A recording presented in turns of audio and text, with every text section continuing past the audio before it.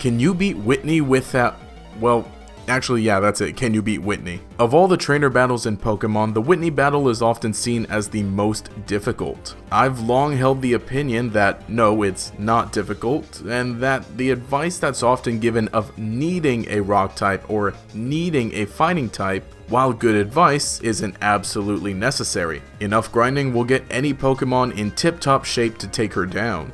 But I mean, honestly, this is the beauty of Pokemon. You can play the games however you want. And the many videos we've seen in the past year or so where people complete the entire game with various restrictions just go to show that, yes, you can, hypothetically and practically, beat any game with any Pokemon. But that's not to say that Whitney is an easy battle. Legitimately, her Miltank is a formidable force. The gym leaders are all made to be difficult, and on the third gym, I'd imagine they really want to spice things up in Johto. I mean, I just said that anyone can play Pokemon however they want, so inherently, everybody's experience is going to be different. And not everybody's going to have the perfect team right away to take down Whitney, unless, you know, maybe that's what they want to go for with their planning beforehand. But most of the times, people just want to use the Pokemon that they want to use. And even if you level up your starter Pokemon and attempt to power through with neutral moves, which is what I typically tend to do, especially when I was a kid, there will always be RNG, which is probably the worst in earlier Pokemon games. This is just such a perfect and aggressive moveset that boasts power, sustainability, and immobilization. I think most of all, the fact that this is an early gym gives it the edge. Normal isn't the strongest type, but having this force of nature at only the third gym can really bring things to a halt. Although this is actually one of my favorite gym battles in all of Pokemon, and Whitney is one of my favorite characters. I know, not very surprising when I said that I liked Clara in Sword and Shield, but Whitney is the original pink-haired cute character that nobody seems to understand except for me. Or at least I thought. In yesterday's community post, I asked you all your opinion on Whitney, and most of you actually said that you like Whitney. It's just her Miltank that's the problem. And honestly, yeah, Miltank's an ugly Pokemon anyway.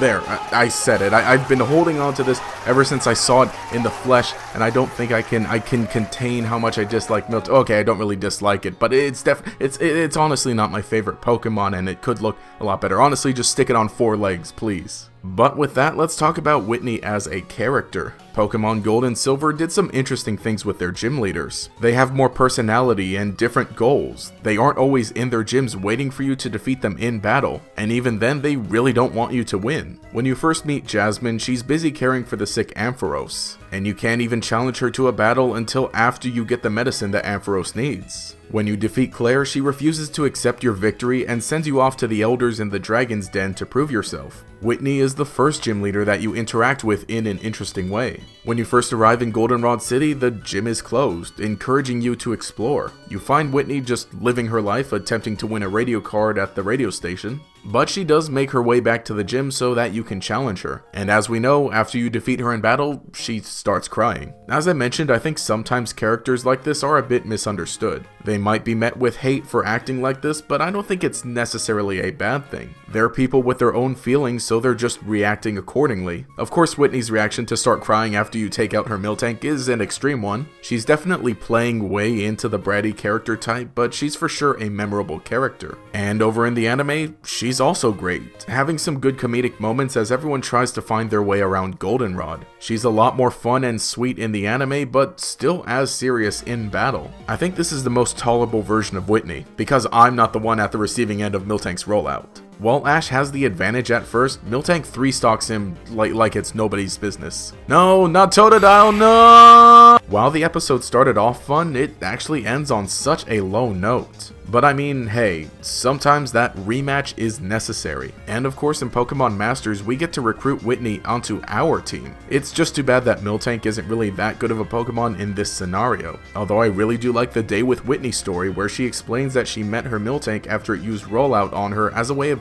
testing her. And of course Whitney responds accordingly. It's a weird and out there story, but honestly it fits Miltank and Whitney really well. It really builds on their friendship and gives Miltank some character, who I guess isn't such a bad character on its own, but at least Whitney is still cute. And her voice in Pokemon Masters is perfect as it maintains that friendly feeling while not being completely soft. My name's Whitney, and I'm a gym leader. Ain't I a cutie? Try not to get too infatuated. Hey there! Ain't I a cutie? just can't help but be infatuated with me, huh? Don't blame me. It's not my fault. Overall, Whitney remains one of my favorite characters in Pokemon and one of the most known to the rest of the fandom. It's really fascinating how much of an impact Pokemon can have through both shared and differing experiences. And while I don't think a majority of characters in Pokemon are very deep or complex, the ones that are utilized well really do stick around in our minds. But I guess it goes to show that you just can't beat Whitney. Let's see what I did there. But anyway, hey, this is GatorEX, and so let me know what you think about the Goldenrod City Gym Leader, Whitney, as well as the battle on the Miltank, all that stuff. It was a pretty fun video.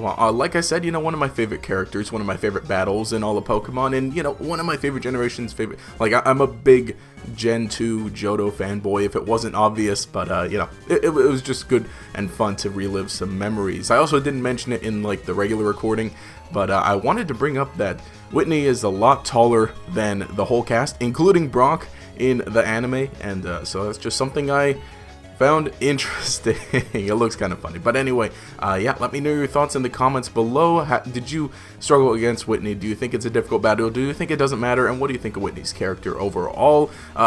There's more in the anime that I didn't exactly discuss. I only discussed the gym battle because there is a rematch, like I said, so maybe if that's something we could discuss in the future, let me know in the comments below. I'm going to be discussing some more anime stuff retrospectively, so stick around for that if you enjoy it. And if you enjoyed this video, yeah, leave a like. 30 likes would be really cool. And again, I do read all your comments. The community post the other day, as was real helpful with gauging everyone's opinions or ideas. It's still getting comments and I'm still reading them, so yeah, thank you for all of that. If you enjoyed the content, remember to leave a like and subscribe.